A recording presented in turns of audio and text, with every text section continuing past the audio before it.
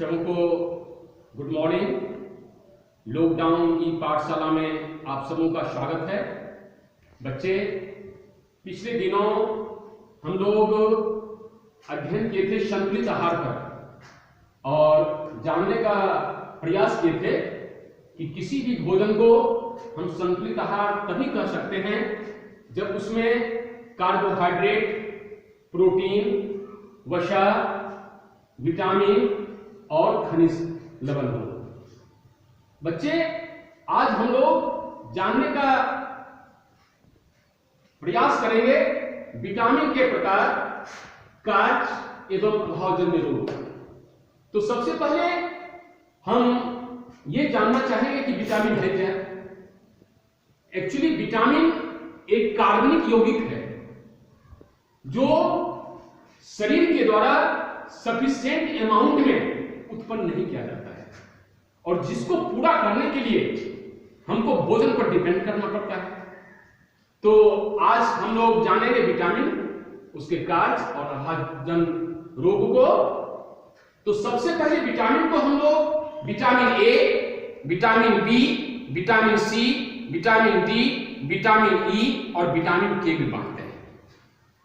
पुनः vitamin B को B1, B2, B3, B5, B6, B7, B11 और B12 में बांट देते हैं। अब जानने का प्रयास करते हैं कि विटामिन ए का कार्य क्या है। तो विटामिन ए यदि आप लेते हैं तो आपका आंख और त्वचा स्वस्थ रहेगा। आंखों पर चश्मा डालने की जरूरत नहीं है बच्चे। लेकिन ये बात मत पूछिएगा कि सर आपने चश्मा क्यों पहन रखा है, क्योंकि आप हमसे ज्यादा जवान हैं। और ये विटामिन ए आपको रतौंधी नामक बीमारी से बचाएगा। पुनः विटामिन बी का कार्य हृदय एवं परिसंचरण तंत्र के लिए। यदि आप विटामिन बी लेते हैं तो इसका मतलब है कि आपका हृदय ठीक से पंप करेगा और आपके शरीर का ब्लड सर्कुलेशन की क्रिया ठीक रहेगी। और यदि आप ये नहीं लेते हैं, इसका आपके शरीर में अभाव है, तब इसका मतलब है कि आप बेरी नामक बीमारी से रोगग्रस्त हो सकते हैं। पुनः विटामिन सी आपको रोगों से लड़ने में सहायता करता है, इसलिए इसको प्रोटेक्टिव विटामिन भी कहा जाता है। और इसकी कमी से स्कर्वी नामक बीमारी पैदा होता है। विटामिन डी आपके हड्डियों एवं दांतों के लिए बहुत आवश्यक है। जो हड्डियों एवं दांतों के लिए आवश्यक कैल्शियम है वो विटामिन डी ही प्रदान करता है और इसकी कमी से आपको रिकेट्स नामक बीमारी हो सकता है। पुनः विटामिन बी आपके त्वचा एवं प्रजनन अंग को स्वस्थ रखता है और यदि आपके शरीर में इसकी कमी है तो इसका मतलब आपका त्वचा एवं प्रजनन अंग प्रभावित हो सकता है।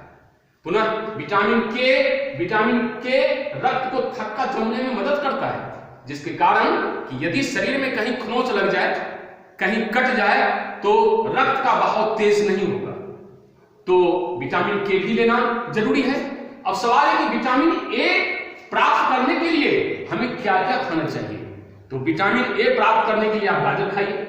विटामिन ए प्राप्त करने के लिए आप पपीता खाइए, पके आम खाइए, दूध खाइए, अंडा खाइए, पनीर खाइए और हरी साग सब्जियां खाइए, तो जिससे आपके शरीर में विटामिन ए की पूर्ति हो जाएगा। विटामिन डी के लिए आप मूंगफली, अनाज, सेब, मांस, दूध, अंडा और दाल खाइए। विटामिन सी के लिए नींबू, संतरा, आंवला, टमाटर, खट्टे फल और अंकुरित अनाज ले सकते हैं। विटामिन डी आपको दूध, अंडा, मछली, सूरज की रोशनी से भी प्राप्त होता है। आप सुबह में सूरज की रोशनी में बैठिए, आपको मुफ्त में विटामिन डी प्राप्त होगा। पुनः विटामिन ई के लिए पत्ती वाली सब्जियां, दूध, मक्खन और वनस्पति तेल ले सकते हैं। और विटामिन के लिए हरी सब्जी और टमाटर खा सकते हैं। तो इस प्रकार से यदि आप विटामिन की पूर्ति अपने शरीर में करते हैं तो इसका मतलब है कि आपका शरीर पूर्ण रूपेण स्वस्थ रहेगा। साथ ही साथ आपको आपके शरीर को खनिज लवण भी लेना आवश्यक है। हमारे शरीर में खनिज लवण और जल की भी आवश्यकता बहुत होती है। तो खनिज लवण के लिए, खनिज लवण में जैसे आयोडीन, फास्फोरस, लोहा और कैल्शियम लेना आवश्यक है।